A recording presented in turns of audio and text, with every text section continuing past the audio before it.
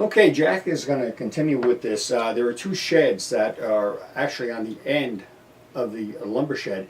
One is below and kind of hard to see, and one is above, and it's actually called the yard office. So these are two separate assemblies, but are all part of this one part of the kit. So Jack, I know right now you're going to be heading to page 20 here. Yep. And talking about the quote-unquote hidden shed, right? Yep, we're going to do a hidden shed next. Well, I'm going to step out of the way here and let you take over. Okay, we're going to do the hidden shed, but one thing I want to go back real quick and kind of give you an idea of. If you look at the numbers for like the lumber shed, it's LS, and then the shed is SH, and the yard office is YO. So look at the directions, it'll tell you what each of the sub-assemblies numbers are, so you can reference those to your sheets. So take a look at those, that's always a good thing to do. There's a little hidden shed that's underneath, is a tar paper shack with a laser board and battens on it. You want to make sure you paint your walls first before you fold them up and make your building. Add your strip wood, which is stained. The roof is straightforward. The rafter tails drop in the slots with the roof on top. A little tar paper on the top. Fit your doors and your windows together, which is straightforward. There is nothing really difficult here. You're going to get brick footers. They may have to be a little bit of file just to make sure they line up with your deck right, but not much. Make sure you paint those first. Add a set of stairs. Stairs are straightforward. It's our normal configuration how to make stairs with a little template that holds them together and glue them right up. So this shed is not really a real difficult piece. It's a fun little piece to do. It gets you an idea of what's going on. The support for that shed is the next page, which is page 22. And those are the timber frames, and we're going to build them very similar to we did the timber frames for the lumber shed. Excuse me.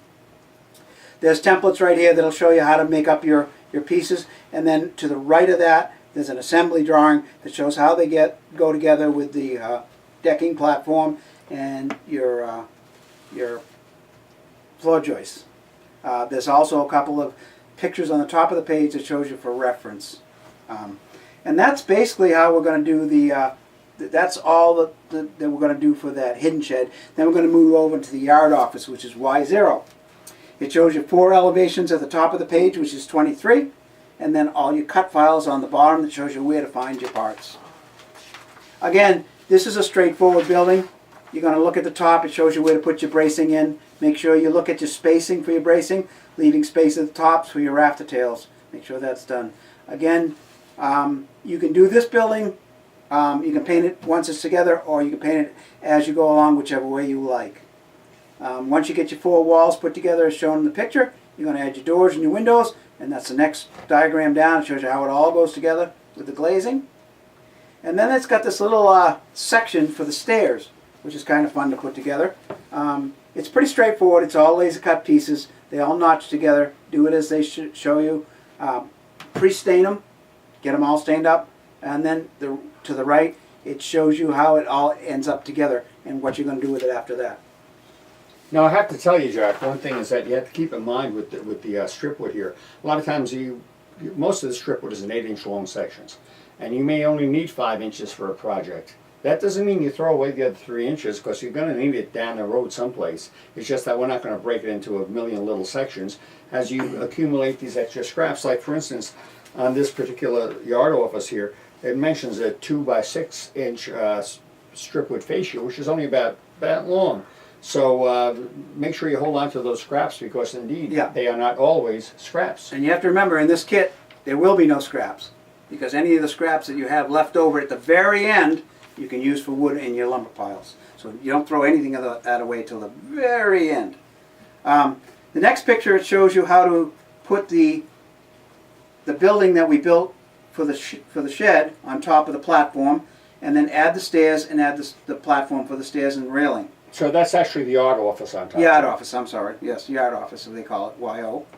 And then below it, it shows you how we do our stair assemblies, which is pretty straightforward. It's real easy. You're going to put it on the jig, and then you're going to cut it off the jig when you're done. Again, pre-stained stuff, it's much easier in the end. You're not going to have blue stains or anything like that. So once you've assembled the base, the stairway, and the shed on the top. That's basically all there is to the garage, the shed roof. You're going to do the same thing on the roof for texture. We're going to use the same tar paper that we used on the other roof, and we're going to put it down in strips and stand it up basically the same way. And the last things then would be to pay attention to the little things like this little Yeah. stovetop chimney, The the lights details. that come out Yeah. the side.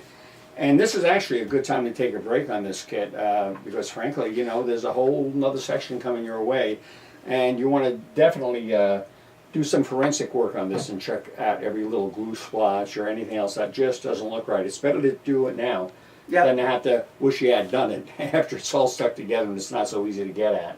It does get tight once you get it put all together. 'Cause It does. You're going to get your tweezers out to put your detail parts in. So we're going to take a break on this part of the kit, and we're going to come back with the yard office, which is a whole different way of putting kits together.